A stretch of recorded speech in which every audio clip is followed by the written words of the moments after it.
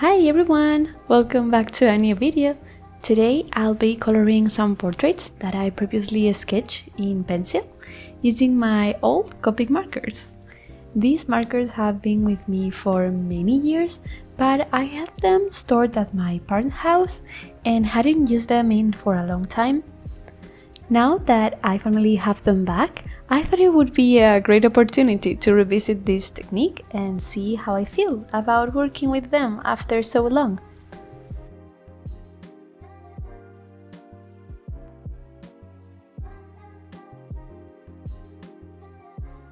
I don't exactly remember what year these Copics are from, but I probably got them around 2015 or 2016. Oh my god, that's 10 years ago. Wow. They were a birthday gift and I've always taken great care of them. Over the years, they've survived multiple moves, but what almost destroyed them was my parents' dog. Technically, he's not my dog, but every time I visit, he acts like he is, even though he's scared of everything. The thing is, he's still a bit of a puppy, which means he loves to chew on everything. One day he found the box where I had my Copics and in general my art supplies and decided they were his new favorite toy. Luckily, he didn't completely destroy them, but he did bite a few. Some got a little damage and a few didn't survive. So I had to get rid of them, but most of them made it through. So it wasn't a total disaster, okay?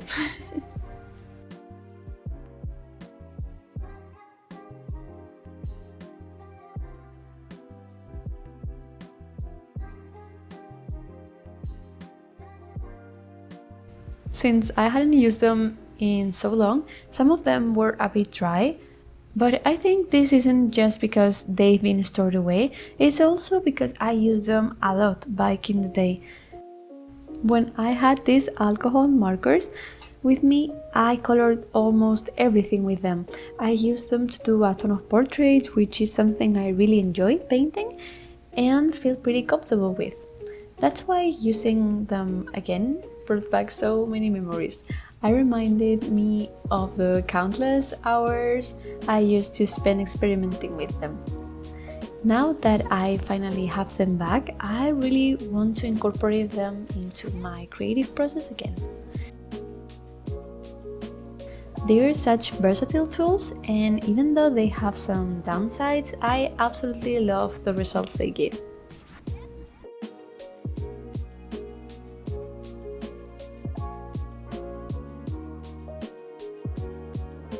Okay, so there are so many reasons why these markers are so popular, and honestly, I completely understand why. First of all, they blend incredibly well. You can create smooth gradients and color transitions effortlessly, which makes painting with them super enjoyable.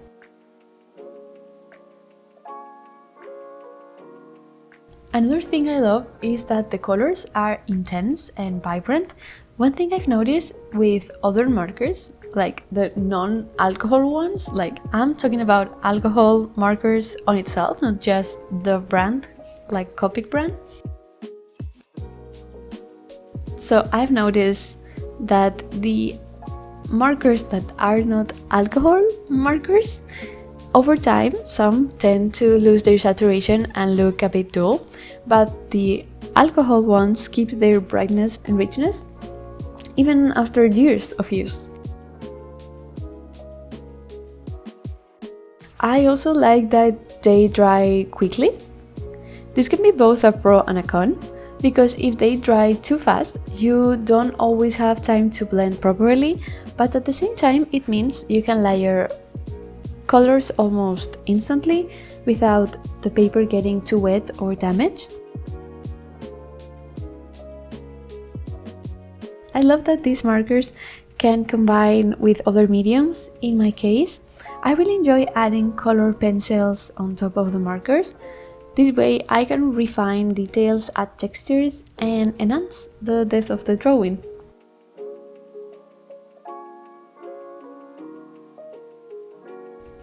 of course, no art supply is perfect and Copics definitely have some downsides. The biggest issue for me is that they bleed through the paper. No matter what sketchbook you use, they always stay in the page behind. This is something that frustrates me a bit because it feels like I'm wasting a lot of pages. I've seen some people solve this by gluing a piece of paper over the stained page, but I don't really like that solution because I feel it makes the sketchbook way too thick. Another alternative is to paint over the stained page with acrylic or wash, but that makes the paper wrinkle, which I don't love either. And I've also seen people that stick two pages together, like the stained one and the one that it's on the other side, and I don't like this either because I feel you're wasting like pages of this sketchbook. So I don't know, what do you do if you use alcohol markers? What do you normally do?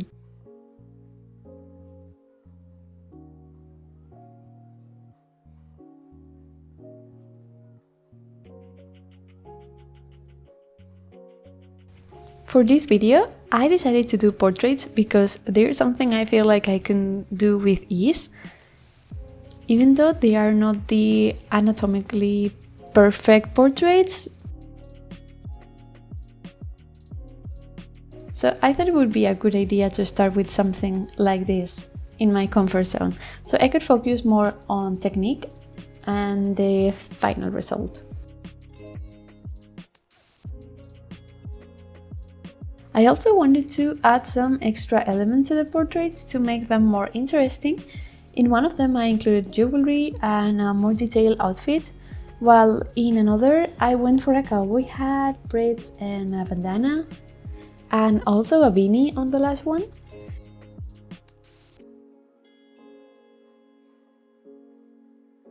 I realized that all the portraits I picked for this video have serious expressions. This wasn't intentional, but I think I did it instantly because neutral expressions are easier to draw. However, I really want to practice facial expressions more because I feel like my portraits can sometimes look a bit emotionless.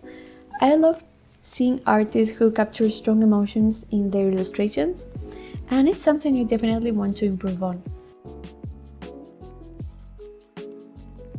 In the end, a character expression says so much about their story and personality, so it's a skill I'd love to work on. Overall, this has been a super fun and nostalgic experience, going back to using my markers after so long. Even though they have their pros and cons, I still think they're one of my favorite art supplies. I hope you enjoyed the video and that it inspired you in some way. Let me know in the comments if you also like using Copics or if you have a favorite brand of markers. If you'd like to see more of my sketches and artwork, follow me on Instagram, and I also post some videos on TikTok, so if you want to see more of my creative process, make sure to check those too. Thank you so much for watching and see you in the next video. Bye bye!